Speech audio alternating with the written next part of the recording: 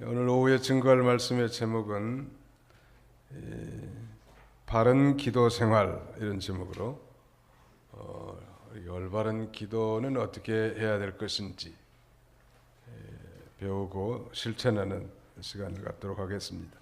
여기 1절로 8절까지는 낙심하지 말고 기도하라는 거, 그 다음에는 9절로 14절까지의 내용은 바리새인의 기도와 세리의 기도의 비교를 우리에게 보여주시고, 마지막 15절로 17절은 천국은 어린아이와 같은 자의 것이다, 이걸 우리에게 교훈해 주십니다.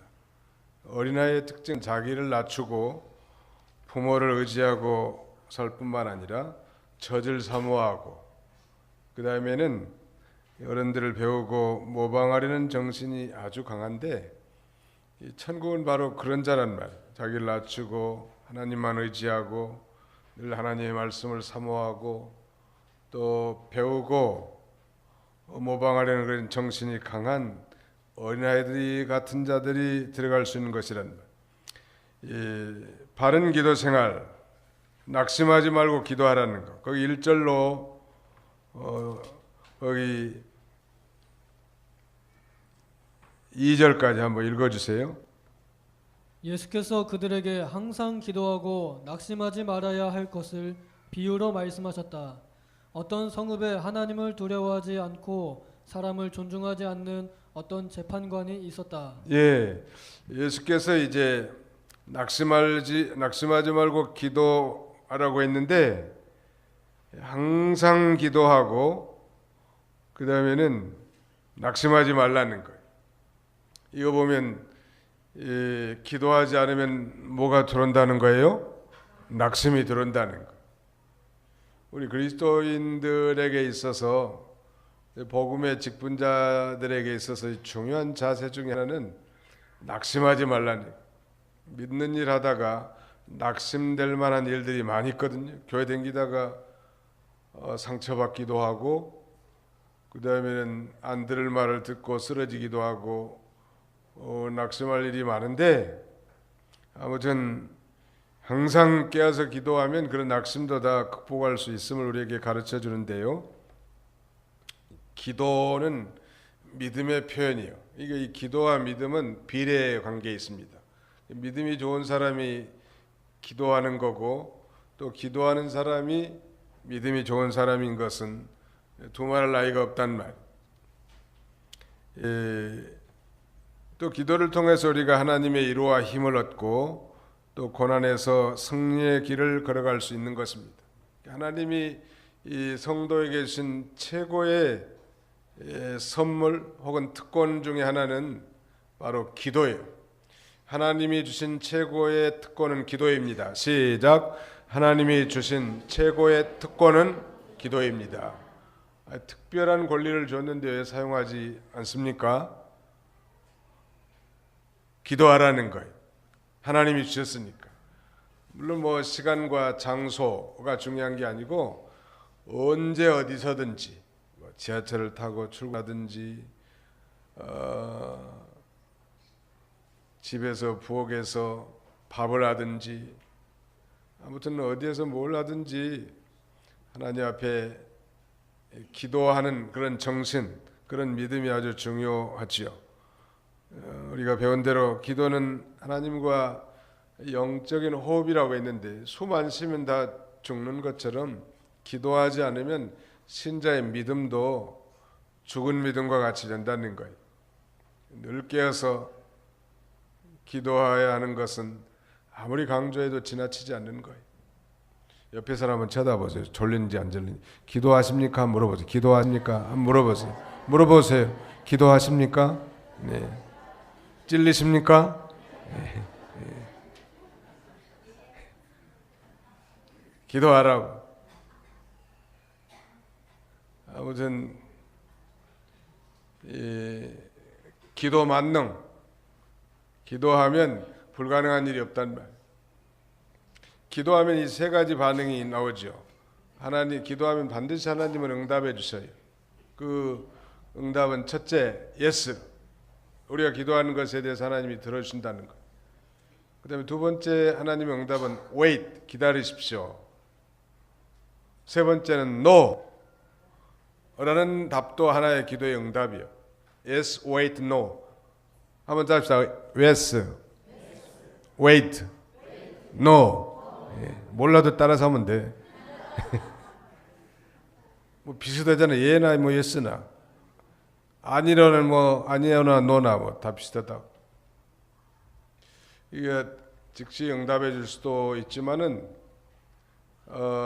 하나님께서 즉각적으로 응답해 주지 않고 아주 우리가 생각할 만큼 정말 지리하게 오랫동안 기다리게 하는 경우도 있고, 아니면 우리가 기도하는 것에 대해서 정면으로 하나님이 부정하는 노하는 대답도 있는데 모두가 다 응답이에요.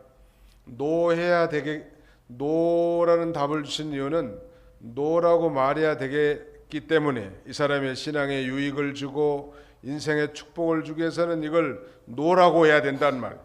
우리 엄마들이 자녀들의 요구를 다 들어주죠. 즉각 들어준 것도 있지만 이 다음에 크면 들어줄게 이런 것도 있어요. 그 다음에 아주 위험한 총이나 칼을 요구한다면 아이들한테 그걸 노라고 단호하게 대답할 수 있어요. 부모가 이 예스와 노가 분명하지 않으면 자녀들이 이 다음에 이 인격 교육이 잘못돼서 예스하고 노가 좀 분명해야 되는데 그 분명하지 않으면 자녀들 교육 잘못시키는 거예요. 아닌 건 아닌 거예요. 동성 결혼 옳은 거예요? 잘못된 거예요? 아니 생각해봐서 우리 딸이 결혼한다는데 그러면 네 사귄 사람 데리고 와라 그랬더니 아니 긴 머리 여자를 데리고 오는 거예요. 여자가 기가 막히고 참 기가 막히려니 아들이 결혼한다는데 데리고 온 게 처녀가 아니고 근육질에 총각을 하나 데리고 오는 거예요. 근데 이런 지금 우리가 웃고 있지만 지금 이 지구촌이 점점 그렇게 변해가고 있다는 거예요. 지금 기가 막힐 일이요. 이 결혼이라는 게 한 남자와 한 여성의 결합이 아니고 또 가족도 뭐 남편과 아내 이렇게 안 부르고 무슨 뭐 파트너 그 다음에 자녀들 이렇게 애매모호하게 만드는 거예요. 서울시장 박원순 씨는 이 대한민국이 아시아에서 동성 결혼을 합법화하는 최초의 국가가 됐으면 좋겠다고 말한 사람이에요. 미국에서 그렇게 인터뷰한 거예요. 그래서 그 사람이 생긴 건 좀 자비롭게 생겼고 보니까 그다음에 합리적으로 생겼다고 말도 그렇게 하고 행동도 그렇게 하니까 환경연합이라든지 시민사회 활동이라든지 많이 하신 분이 그럼 뭐 뭘 그가 아무리 선행을 많이 했다 할지라도 나는 그 한 가지만 보고도 그 사람을 찬성할 수 없어요. 왜?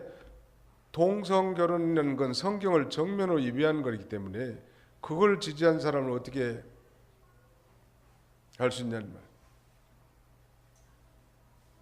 나는 이번에는 대통령 선거할 때 문재인 씨를 찍었습니다. 왜 찍었는가? 동성 결혼을 반대한다고 하더라고요. 원래 민주당이 동성 결혼을 찬성하는 사람들인데 이분은 그걸 반대한다고 하더라고요. 그래서 찍은 거예요. 만약에 동성 결혼을 찬성한다고 했으면 절대 안 찍죠.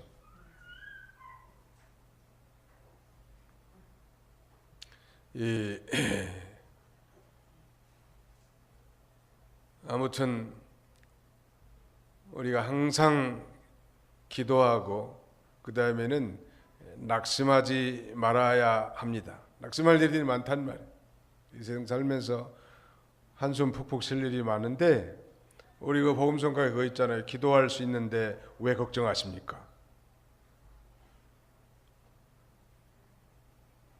미국의 윌로우 클리닉 교회 빌 아이벨스라고 하는 목사는 그 대형 메가 처치를 담당하신 분인데, 그분이 지은 책 가운데 하나가 제목이 너무 바빠서 기도합니다, 그런 말이 있어요. 너무 바빠서 기도합니다.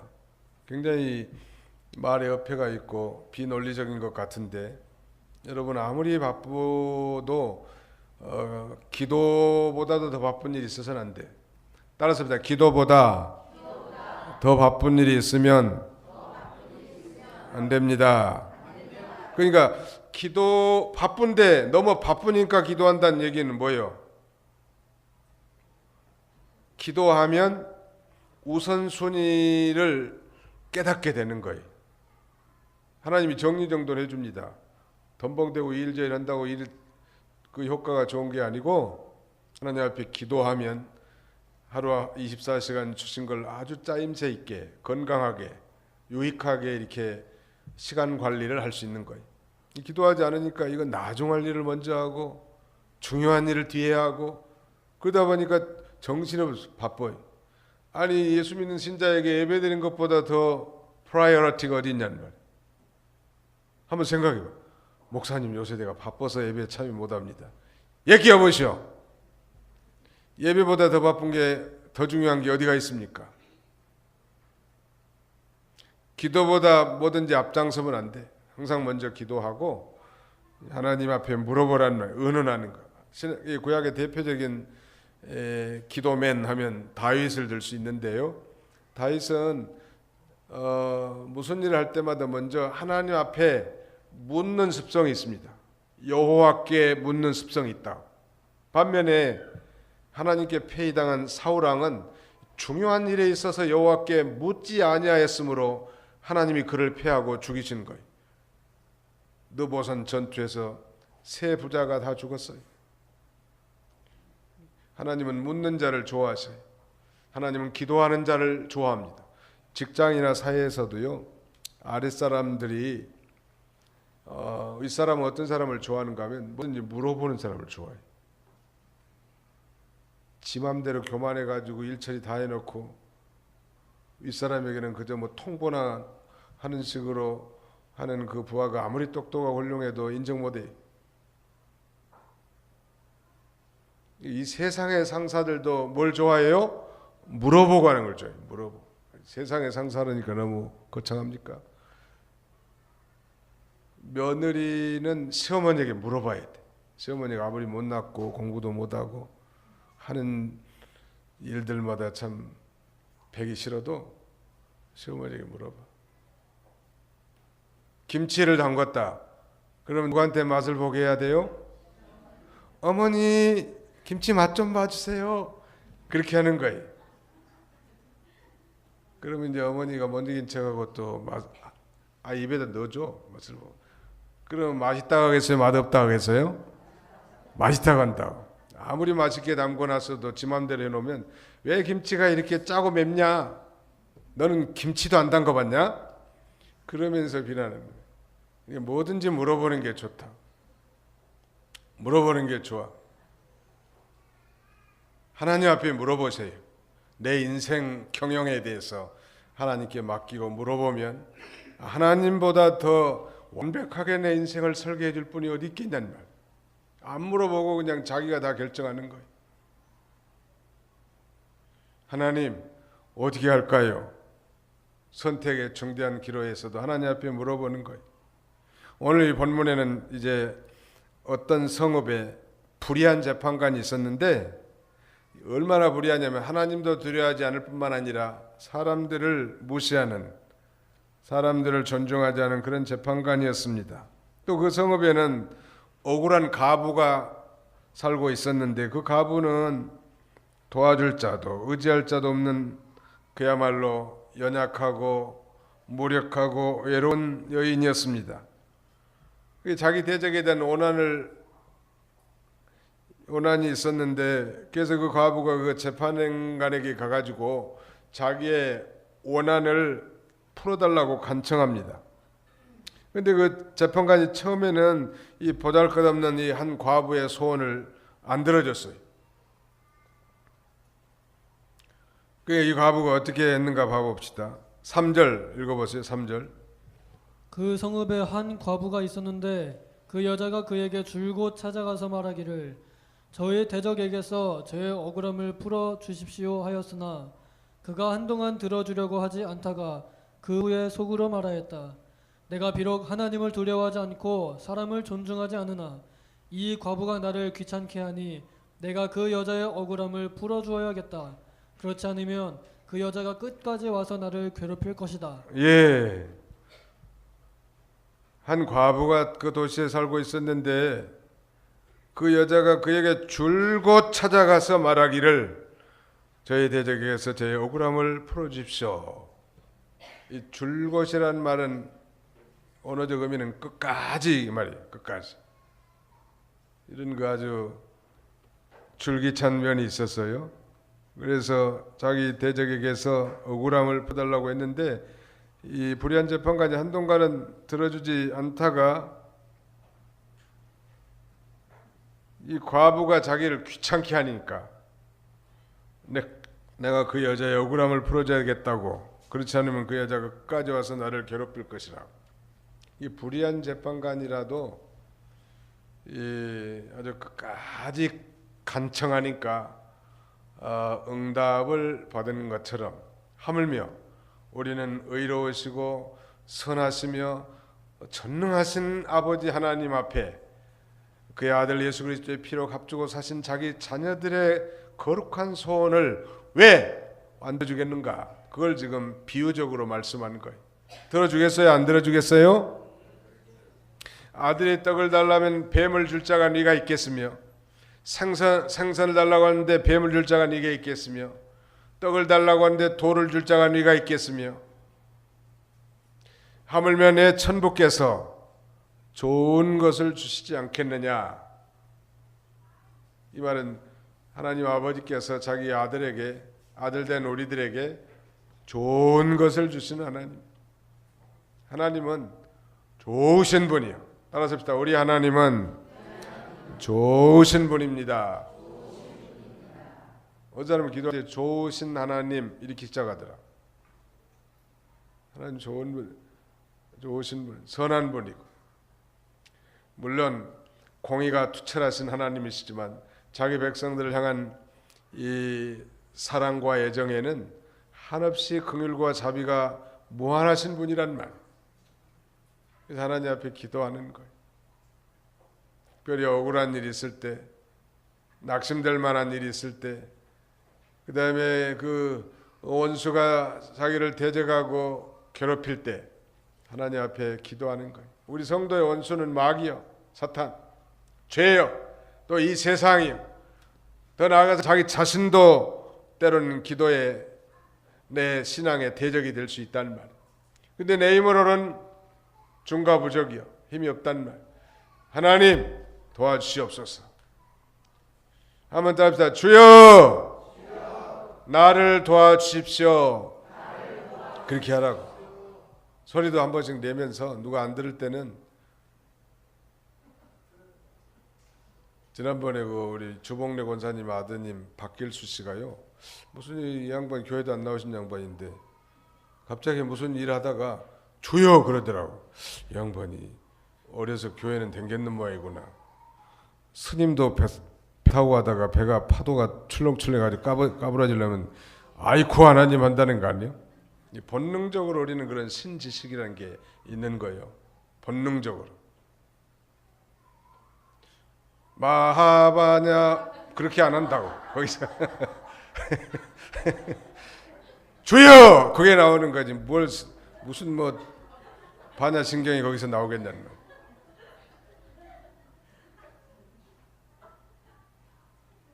그 인간의 원초적인 본능에도 이 신지식이라는 게 있거든. 희미하긴 하지만. 아무튼 어려움은 부르시면 돼. 너희는 여호와께서 가까이 계실 때 부르라. 부르라고 하지 않았어요? 나는 기도가 좀 답답하고 잘 질서가 없을 때는 주여를 외칩니다. 주여! 한번 하고 나면은 정신이 바짝 들어. 혹시 여러분 들으신 분들 계실 거예요. 내가 한 번씩 그렇게 한다고. 질서가 안 잡히고 이 중언부언 하려고 하면은 주회를 한 번 외치면 정신이 바짝 들어. 그리고 하나님 앞에 이제 기도할 거 아련다. 우리가 항상 기도해야 될 뿐만 아니라 또 계속 간청해야 됩니다. 이 세상의 삶은 모든 사람에게 다 수고로운 것이지만 특별히 우리 있는 사람들은 경건하게 살고자 하고 의롭게 살고자 하고 거룩하게 살고자 하는 우리들에게는 그야말로 수고로운 세상이죠. 또 하나님은 성도를 고난으로 연단시켜 주기 때문에 항상 기도해야 될 필요가 우리에게 있고요. 여기 우리가 본문에 살펴본 대로 이 도시에 사는 이 불의한 재판관, 또 억울한 이 과부의 이 간청을 안 들어줬지만 계속 늘 줄곧 찾아가 가지고 괴롭히니까 이제 더 이상 성가시기 싫으니까 아이고 들어줘야 저 여자가 안 찾아오겠구나. 귀찮아서도 들어줘. 이거 우리는 다른 사람에게도 자기가 어렵고 힘들면 말을 해야 돼. 말을 안 하면은 뭐 어려운지 안 어려운지 어떻게 하냐는 말. 우리 구역장님들에게 제가 그런 말씀 드렸는데, 구역장이 뭐 구역 식구들의 어려움이라든지 교회에다 보고할 거라든지 말씀을 하셔야 알 거 아니에요? 또 구역장님이 간절하면 담임 목사도 간절한 줄 알고, 구역장이 편안하고 안일하게 대하면 또 편안하고 안일한 줄 안다. 마찬가지죠. 우리 하나님도 정말 간절한데 부르짖지 않을 수 있어요? 가만히 스님들처럼 돈 하나 닦고 있을 수 없죠. 그때는 소리치는 거예요. 하나님 앞에. 소리를 내면 적어도 졸지는 않을 거 아니에요. 묵상긴도하면서 이게 자는 건지 기도하는 건지 어디 깊은 세계에 빠져들어 있는지 알 수가 없다. 소리를 내서 기도하는 것이 발성기도가 그런 면에서는 필요합니다. 자, 우리 한번 성경을 읽어봅시다. 이사야 29장 12절로 13절. 예레미야, 죄송합니다. 예레미야 29장, 이사야 다음에 예레미야 29장 12절로 13절 다 찾아서 같이 한번 읽어봅시다. 예레미야 29장 12절로 13절.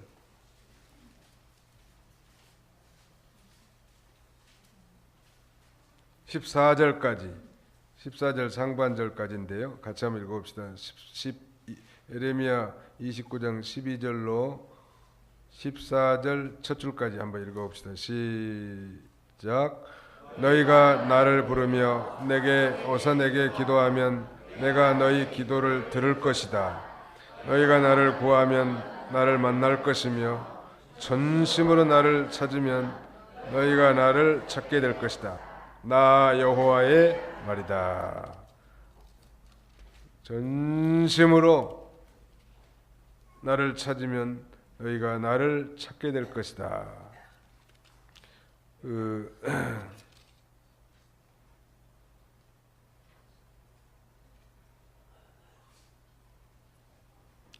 전심기도, 중요한 것. 전심 기도도 이게 대충 뭐 들어줘도 괜찮고 안 들어줘도 괜찮고 그런 배부른 흥정을 하나님도 잘 아세요. 그 자녀들이 부모에게 뭘 요구할 때 그 정말 간절함과 진지함으로 요구하면 그 자녀의 눈빛과 행동에서 부모가 알 수 있을까요, 없을까요? 이거 안 들어주면 안 되겠구나. 이것도 오늘 꼭 안 들어주면 안 되겠구나. 이걸 부모가 알 수 있어요. 근데 부모가 이게 뭐 자녀가 지나가는 식으로 얘기하고 건성으로 얘기하고 그러면 부모가 어떻게 생각하냐면 이건 조금 이따 들어줘도 괜찮을 거고 안 들어줘도 괜찮을 수 있겠다, 이렇게 판단할 수 있단 말이에요.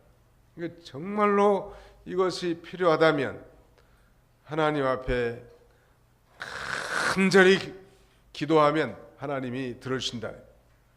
간절히 기도하는 건 어떻게 기도하는 거예요? 간이 저리도록 간절히 기도하는 거예요. 전심기도. 전심이라는 건 마음을 100% 하나님 앞에 기도하는 거 아니에요? 반심은 50%.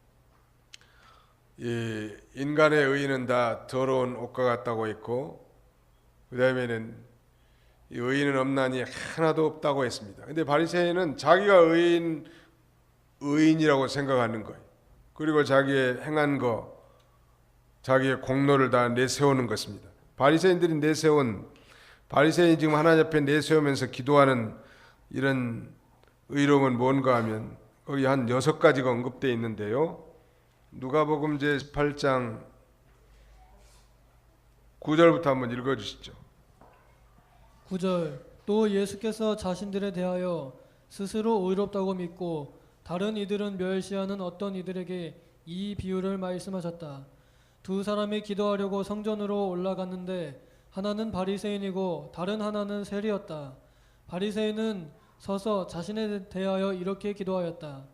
하나님, 제가 다른 사람들처럼 착취하는 자나 불의하는 자나 간음하는 자가 아니고 이 세리와도 같지 않은 것을 주께 감사드립니다.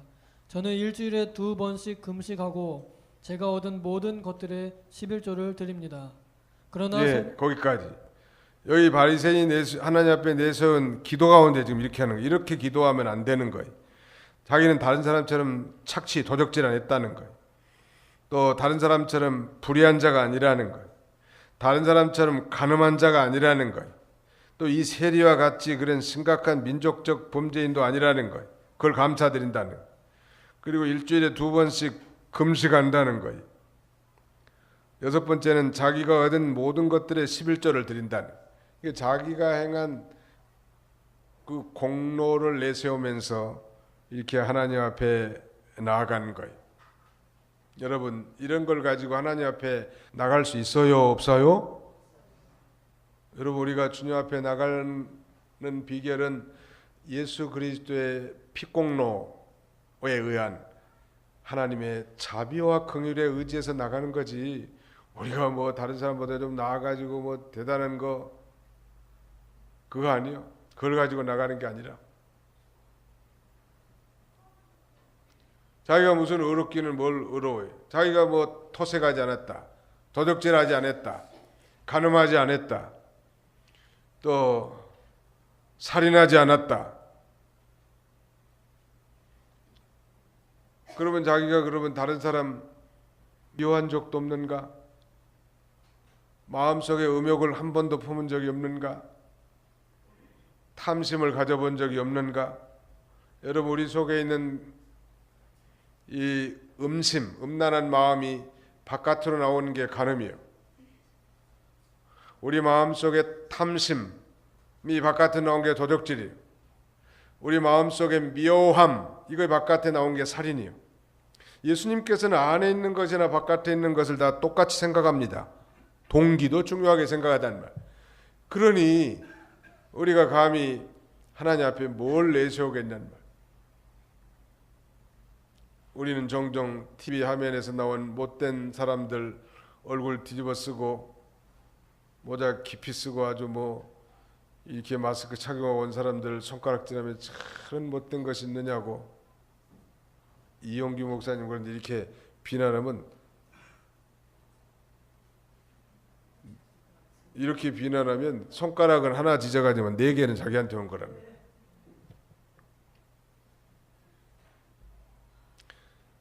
하나님이 오실 때는 다 똑같은 거예요.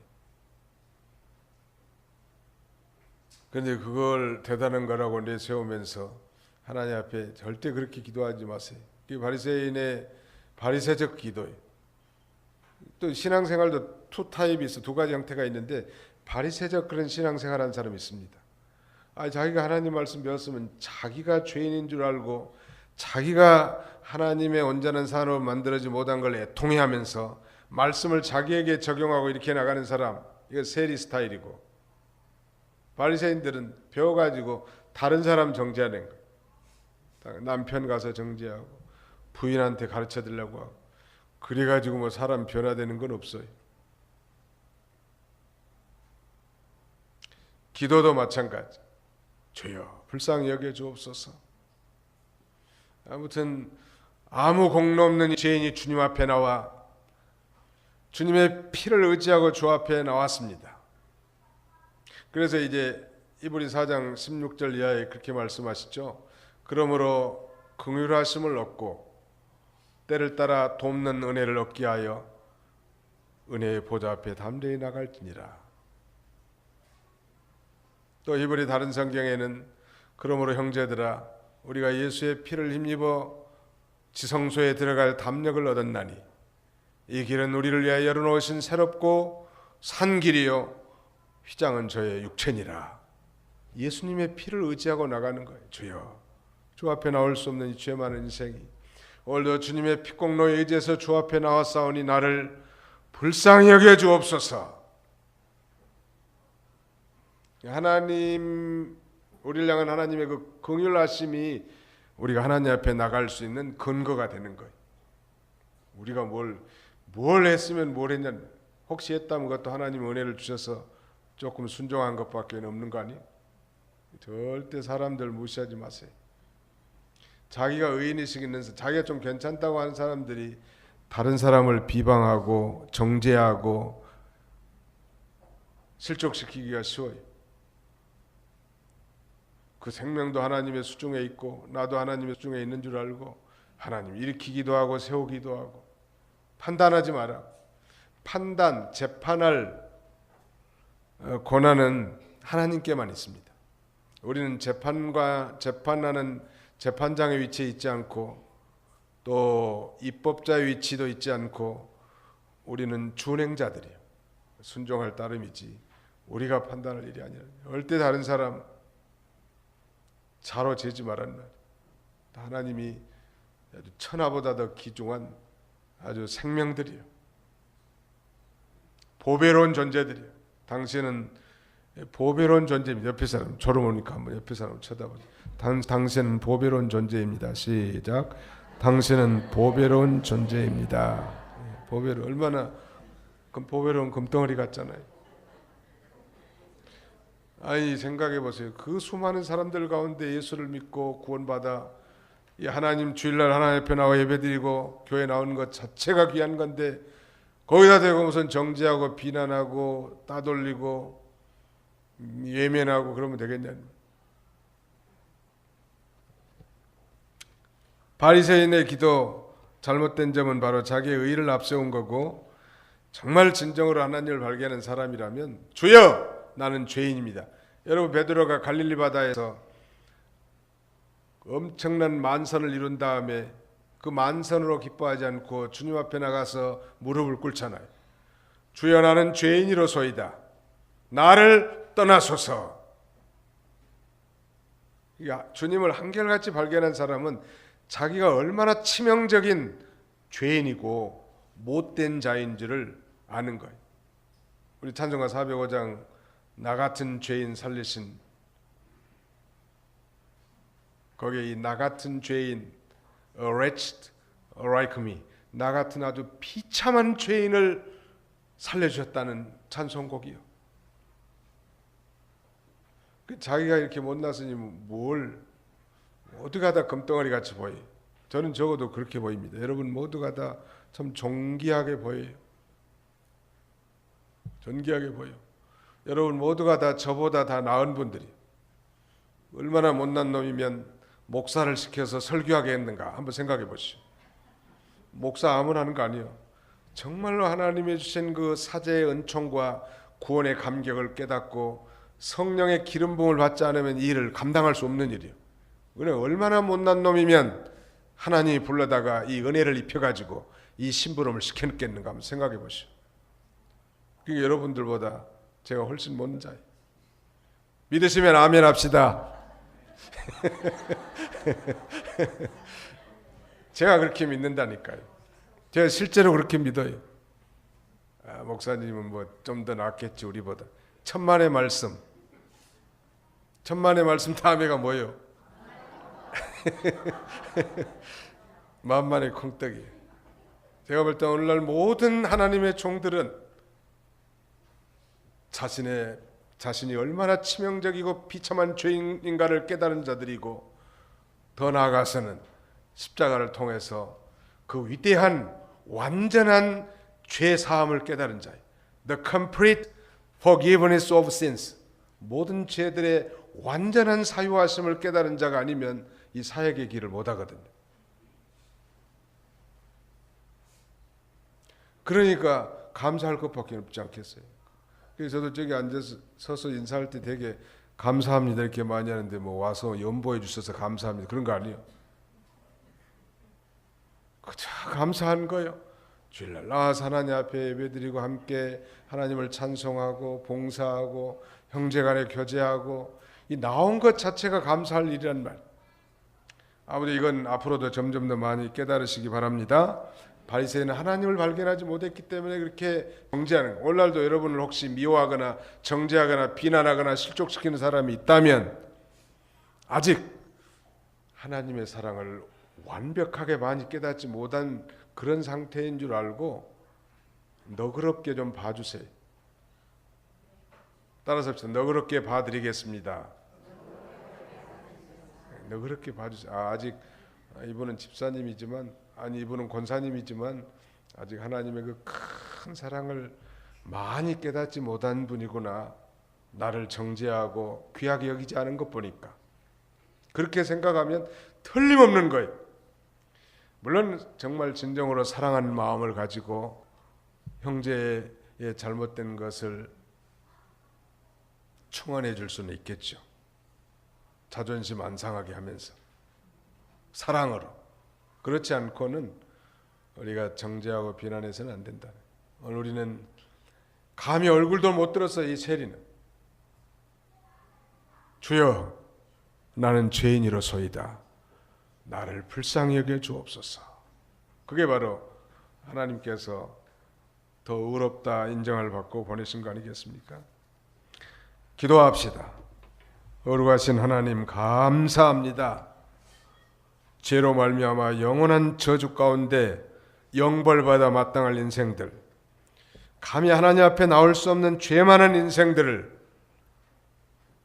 십자가의 보혈로 우리를 정하게 씻어주시고 하나님의 자녀 삼아주시고 하나님 앞에 나와 기도하며 예배할 수 있도록 은혜 주심을 진심으로 감사합니다. 이 세상에 참 낙심할 만한 일이 많고 참으로 만만치 않은 세상입니다.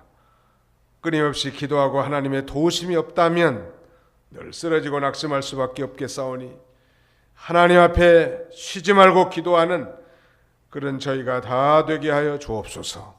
우리가 혹시라도 바리새인과 같이 행동했거나 말했거나 혹시 그렇게 기도했다면 우리가 고쳐서 우리가 얼마나 치명적인 죄인이었는지를 또 그 죄 가운데서 얼마나 그 구원의 은총을 입은 자인지를 깨닫고 남은 생에 그리스도만 자랑하고 십자가만 자랑하고 그 피 공로에 의지해서 주님 앞에 나가 예배하고 기도하고 찬송하는 그런 성숙한 믿음의 사람들이 다 되게 하여 주옵소서.